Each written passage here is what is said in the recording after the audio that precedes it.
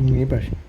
පරමාණුවක quantum අංක n සමානයි 3 ml සමානයි ඍණ 1 සහ n සමානයි 4 ml සමානයි ඍණ 1 ලෙස තිබිය හැකි කාක්ෂික සංඛ්‍යාව කොපමණද කියලා අපි අහනවා.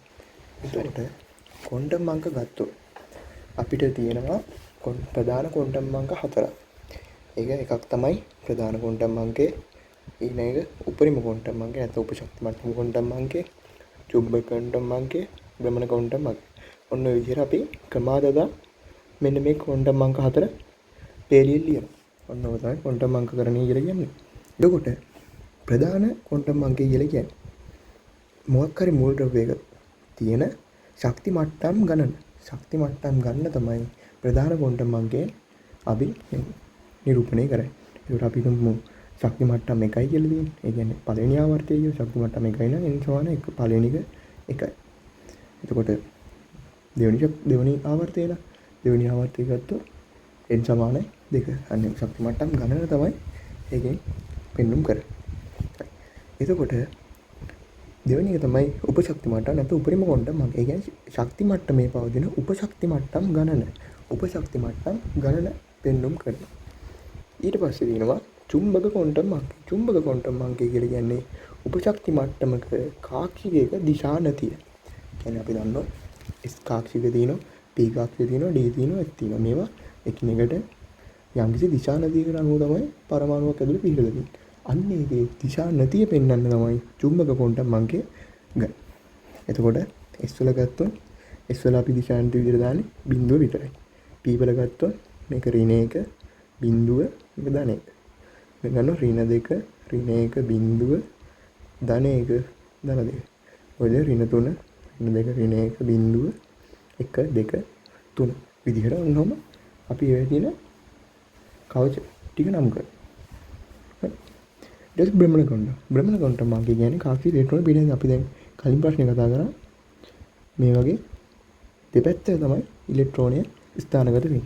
ඒකෙන් එතකොට එකක් අපි ධන භාගය කියලා හඳුන්වනවා, අනිත් එක ඍණ භාගය කියලා හඳුන්වනවා. ඔන්න ඔය තමයි භ්‍රමණ ක්වොන්ටම් අංකය කියලා අපිට තියෙන්නේ.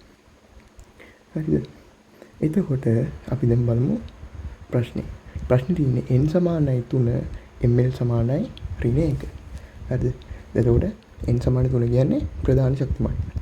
ප්‍රධාන ශක්ති මට්ටම 3යි. එතකොට අපි දැනගන්න ඕනේ n සමාන 3 කිව්ව ගමන් ඒ කියන්නේ තුන්වෙනි ආවර්තයට. ඒ කියන්නේ ශක්ති මට්ටම් ගන්න 3ක් තියෙනවා. හරි. n සමාන 3 ml සමානයි ඍණ 1. ml සමානයි ඍණ 1.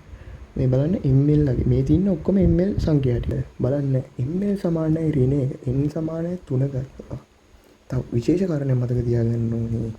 අපේ ශක්ති මට්ටම් ගණන 1 නම් උපශක්ති මට්ටම් තියෙන්නේ S. ශක්ති මට්ටම් 2යි නම් තියෙනවා අපිට S P. ශක්ති මට්ටම් ගන්න 3යි නම් S P D. ඔය ශක්ති මට්ටම් 4යි නම් අපිට තියෙනවා S P D F. ඔය විදිහට දිගට යනවා. හරි. එතකොට මේක ගත්තොත් n සමානයි 3යි ml සමානයි ඍණ 1. ml සමානයි ඍණ 1 තියෙන කාක්ෂික තමයි. දැන් x සමාන n සමානයි 3නේ. මේක තියෙන්න ඕනේ. එතකොට මොනවද? මේකට අනුව s තියෙන්න ඕනේ, p තියෙන්න ඕනේ, d තියෙන්න. අපි දැන් බලමු s වල ඍණ 1 ඒවා තියෙනවද? s වල ඍණ 1 කවචයක් තියෙනවද? නැහැ. බිඳුව විතරයි. ඉතින් මෙතන ඉලෙක්ට්‍රෝන නැහැ. p වල ඍණ 1 කවචයක් තියෙනවද? ඔව්. කවචයක් තියෙනවා.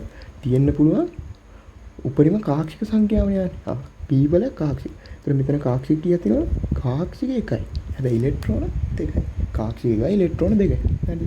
ඒතර d වල ගත්තොත් d වල ඍණ 1ක් තියෙනවා. ඔව් අවුලක් නැහැ. d විතරයි. මොකද f නේ. n සමානයි 4 ගත්තොත් අපි මෙතන කතා කරපු විදිහටම s තියෙනවා, p තියෙනවා, d තියෙනවා, f තියෙනවා. s වල තියෙනවද ඍණ 1ක්? නැහැ.